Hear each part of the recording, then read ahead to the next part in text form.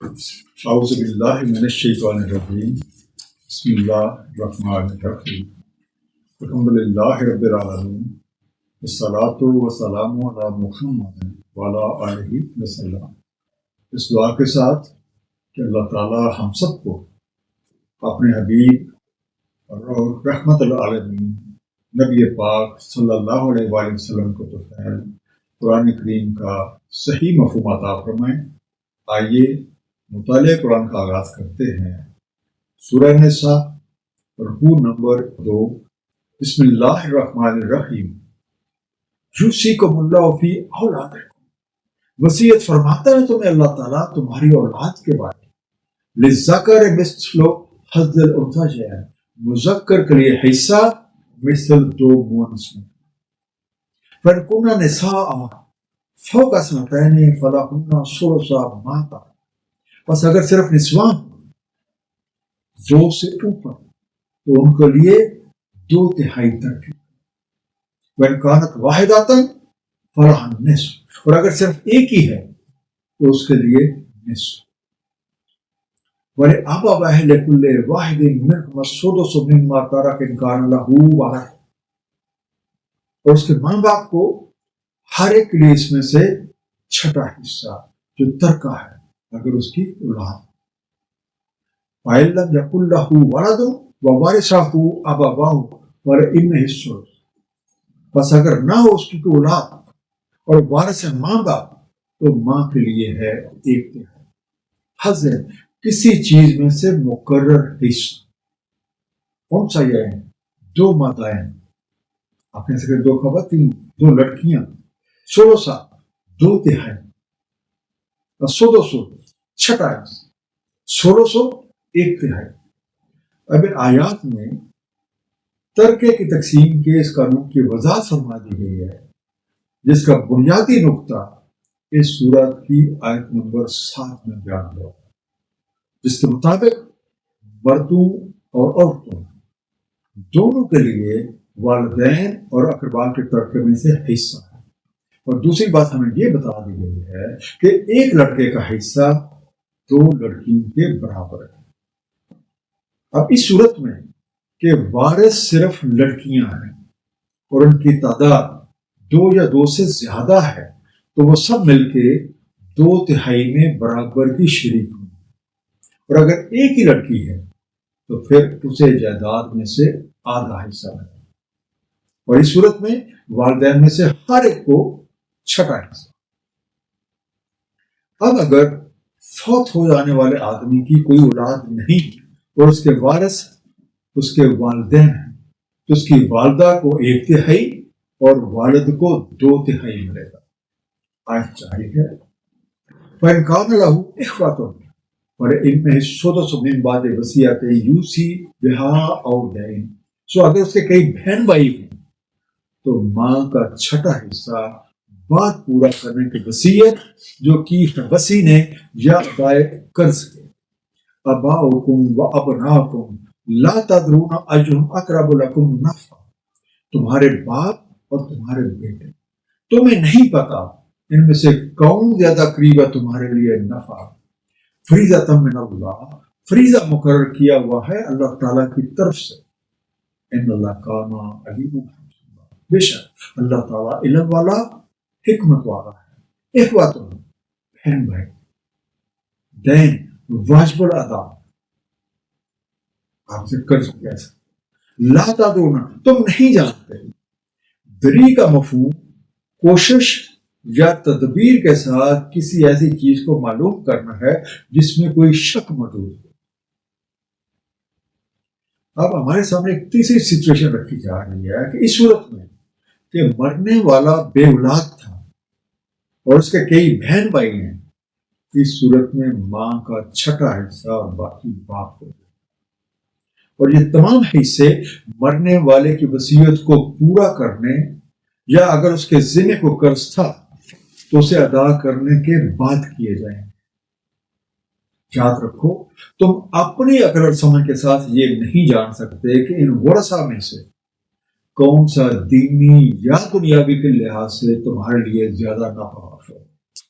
اس لیے اللہ تعالیٰ نے میراث کے بارے میں اپنے علم کی بنیاد پہ اور حکمت کے ساتھ سب کے حصے مقرر کیے. ان پہ دل و جان سے عمل کرنا ہی تمہارے لیے خیر کا باعث ہے. وَلَكُمْ نِصْفُ مَا تَرَكَ أَزْوَاجُكُمْ إِن لَّمْ يَكُن لَّهُنَّ وَلَدٌ, اور تمہارے لیے نصف ہے جو ترکہ چھوڑا تمہاری ازواج نے, اور اگر نہیں ہے ان کے کوئی اولاد. فَإِن كَانَ لَهُنَّ وَلَدٌ فَلَكُمُ الرُّبُعُ مِمَّا تَرَكْنَ مِن بَعْدِ وَصِيَّةٍ يُوصِينَ بِهَا أَوْ دَيْنٍ. سو اگر ہے ان کی اولاد تو تمہارے لیے 1/4 ان کے ترکے سے بعد وصیت جو کی ہے انہوں نے یا ادائے قرض. وَلَهُنَّ الرُّبُعُ مِمَّا تَرَكْتُمْ إِن لَّمْ يَكُن لَّكُمْ وَلَدٌ, اور ان کے لیے 1/4 جو تمہارا ترکہ ہے اگر نہیں ہے تمہاری کوئی اولاد.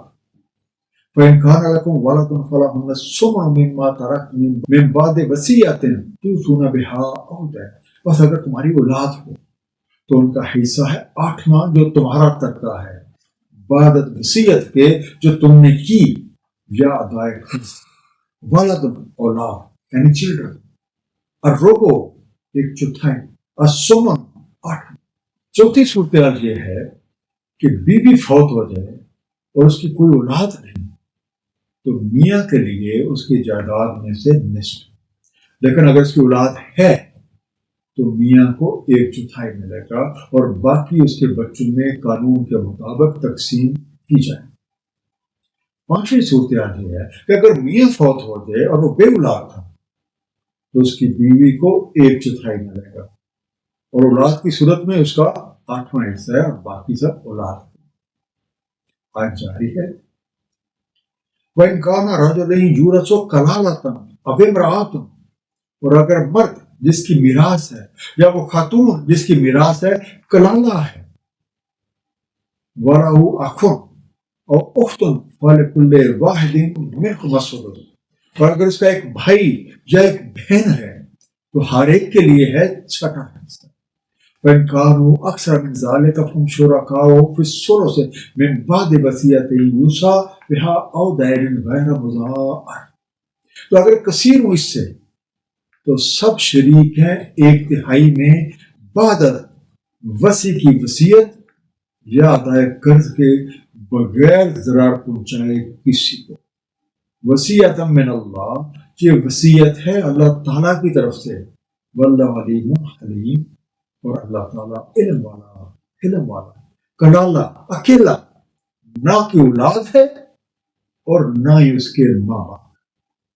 لون اخن بھائی, اختن بہن, فلکل واحد ہر ایک کے لیے, شرکا شریک, سج غیر مضار بغیر ستائے بغیر نقصان پہنچائے. اس صورت میں کہ مرنے والا مرد یا مرنے والی خاتون اس کے نہ تو کوئی اولاد ہے اور نہ ہی اس کے والدین حیات ہیں. اس صورت میں کہ اس کا ایک بھائی یا ایک بہن ہے تو اسے جائیداد کا 6واں حصہ ملے گا, اور اگر ان کی تعداد زیادہ ہے تو وہ سب 1/3 میں برابر کے شریک. کلالہ کی جائیداد کے بارے میں مزید وضاحت اسی سورہ کی آخری آیت جو کہ آیت نمبر 176 ہے اس میں بیان کی. ارشاد ہے, آپ سے فتویٰ پوچھتے ہیں, کہہ دیں اللہ تعالیٰ تمہیں فتویٰ دیتا ہے کلالہ کے بارے میں.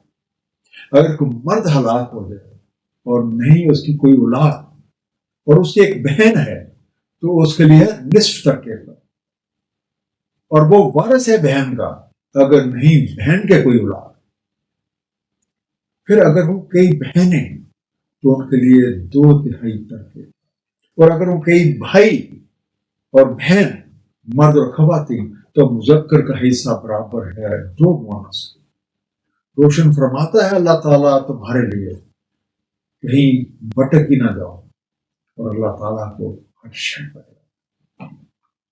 دل کا حدود اللہ, یہ اللہ تعالیٰ کی حدود ہیں.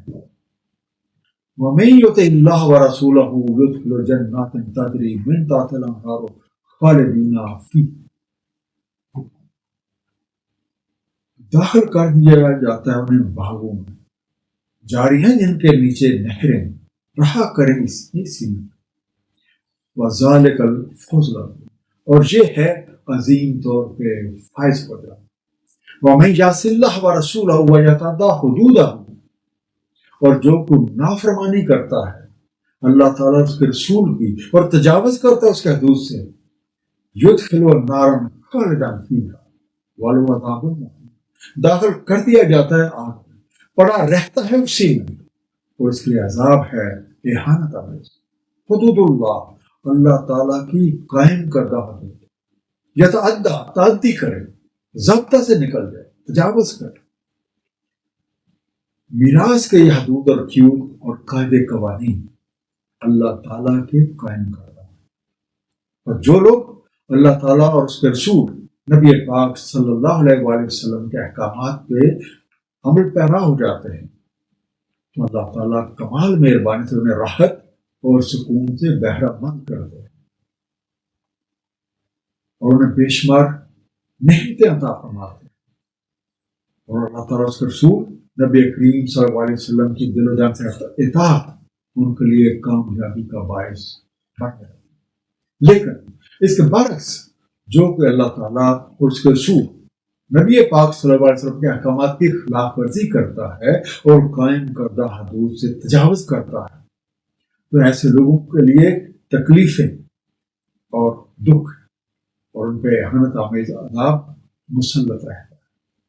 ایک مختصر خلاصہ، والدین اور قریبی رشتہ داروں کی میراث میں مرد و زن دونوں کا حصہ ہے، اور دوسرے رکوع میں مختلف حالات اور واقعات کو سامنے رکھ کے اس قانون کی وضاحت فرماتے ہیں. ان تمام حالات اور واقعات کے ساتھ اس بات پہ زور دیا گیا ہے کہ جائیداد کے حصے کرنے سے پہلے مرنے والے کی وصیت پہ عمل کیا جائے، اور اگر اس کے ذمہ کوئی قرض ہے وہ ادا کرنے کے بعد ہی ترکے کی تقسیم قانون کے مطابق کی جائے. ہمیں یاد رکھنا ہے کہ میراث کے قواعد اور قوانین اللہ تعالیٰ نے نازل فرمایا ہے، ان پہ اللہ تعالیٰ اور اس کے رسول کی ہدایت کے مطابق عمل کرنا ہی کامیابی، جبکہ ان حدود و قیود کی خلاف ورزی دکھوں، تکلیفوں اور اہانت کا سبب بن جاتی. اللہ تعالیٰ ہم سب کو قرآن کریم کا صحیح مفہوم عطا فرمائے اور ہمیں ان پہ نبی کریم صلی اللہ علیہ وآلہ وسلم کی سیرت کے مطابق عمل کرنے کی توفیق عنایت فرمائے. صدق اللہ العلی العظیم. صلی اللہ تعالیٰ علی حبیبہ محمد وآلہ وسلم.